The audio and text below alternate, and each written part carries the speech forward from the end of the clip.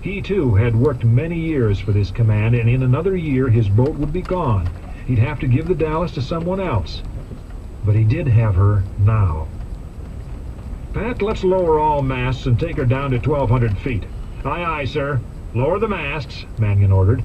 A petty officer pulled on the hydraulic control levers. ESM and UHF masts lowered, sir, the duty electrician reported. Very well.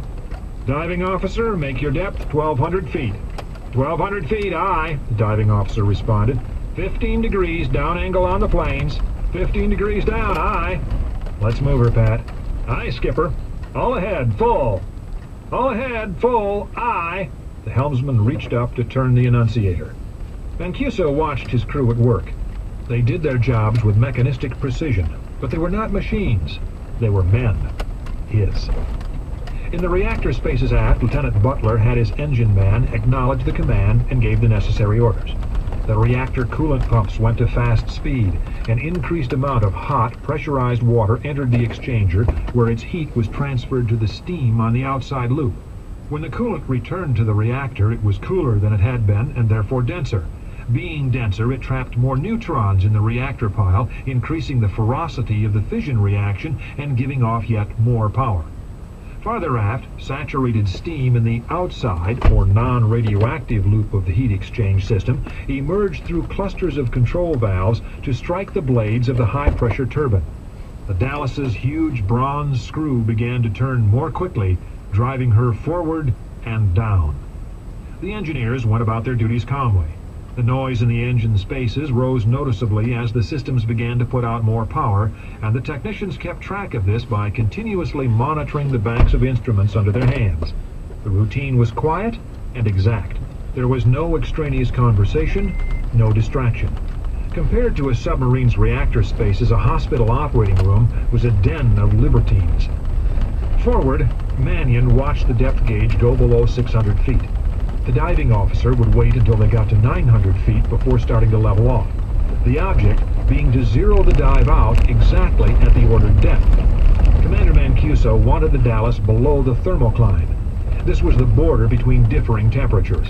Water settled in isothermal layer. In a quarter mile, turn right onto Rotten Grass Road. Where warmer surface water met colder deep water was a semi-permeable barrier which tended to reflect sound waves. Those waves that did manage to penetrate the thermocline were mostly trapped below it. Thus, though the Dallas was now running below the thermocline at over 30 knots and making as much noise as she was capable of, she would still be... Turn right onto Rotten Grass Road. She would also be largely blind, but then there was not much down there to run into. Mancuso lifted the microphone for the PA system. This is the captain speaking. We have just started a speed run that will last 48 hours. We are heading towards a point where we hope to locate a Russian sub that went past us 2 days ago. This Ruski is evidently using a new and rather quiet propulsion system that nobody's run across before. We're going to try and get ahead of him and track on him as he passes us again.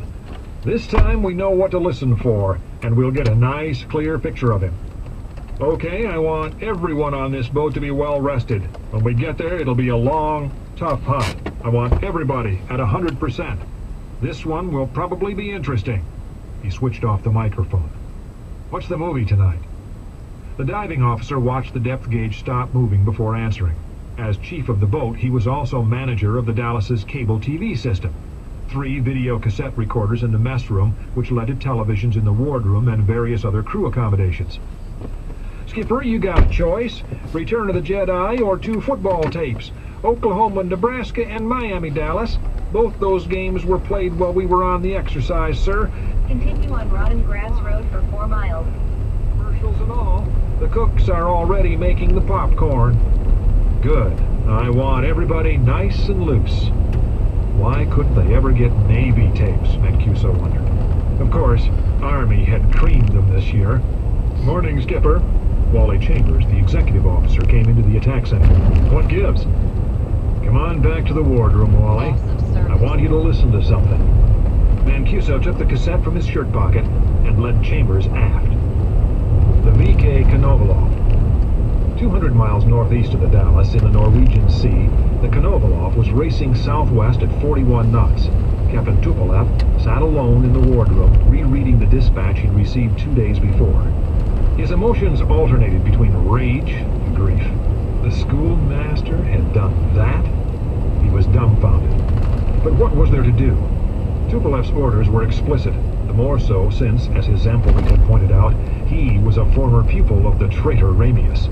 He, too, could find himself in a very bad position, if the slug succeeded. So, Marco had pulled a trick on everyone, not just the Konovalov. Tupolev had been slinking around the Barents Sea like a fool, while Marco had been heading the other way, laughing at everyone, Tupolev was sure. Such treachery, such a hellish threat against the Rodina.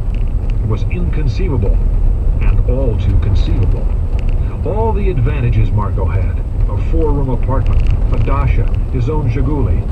Tupolev did not yet have his own automobile.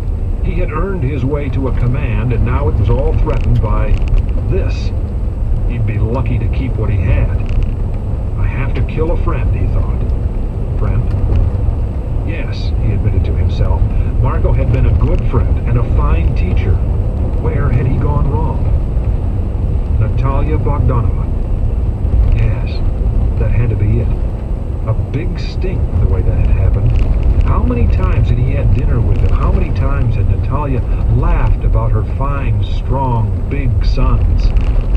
He shook his head. A fine woman killed by a damned incompetent fool of a surgeon.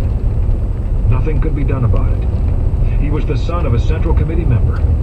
It was an outrage the way things like that still happened, even after 3 generations of building socialism, but nothing was sufficient to justify this madness.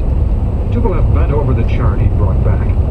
He'd be on his station in 5 days, in less time if the engine plant held together, and Marco wasn't in too much of a hurry, and he wouldn't be.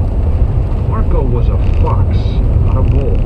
The other alphas would get there ahead of his, Tupolev knew, but it didn't matter. He had to do this himself. He'd get ahead of Marco and wait. Marco would try to slink past, and the Konovalov would be there. The Red October would die. The North Atlantic.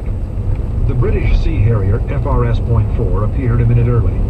It hovered briefly off the Kennedy's port beam as the pilot sized up his landing target, the wind, and sea conditions.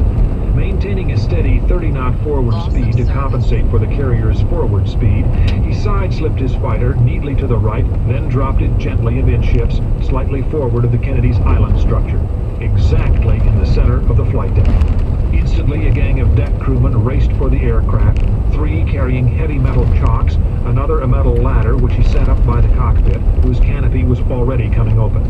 A team of 4 snaked a fueling hose towards the aircraft, eager to demonstrate the speed with which the U.S. Navy services aircraft.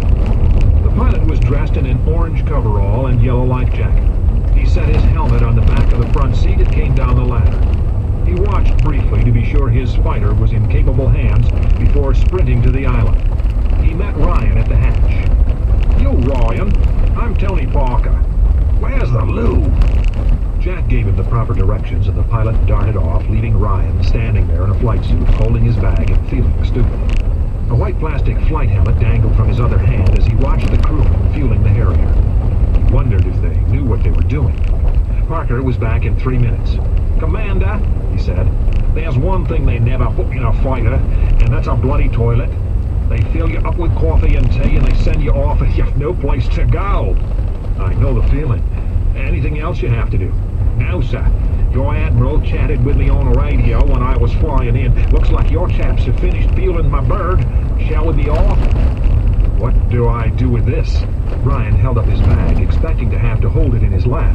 His briefing papers were inside the flight suit, tucked against his chest. "We put it in the boot, of course. Come along, sir." Parker walked out to the fighter jauntily. The dawn was a feeble one. There was a solid overcast at 1,000 or 2,000 feet. It wasn't raining, but looked as though it might. The sea, still rolling at about 8 feet, was a gray, crinkled surface dotted with whitecaps. Ryan could feel the Kennedy moving, surprised that something so huge could be made to move at all.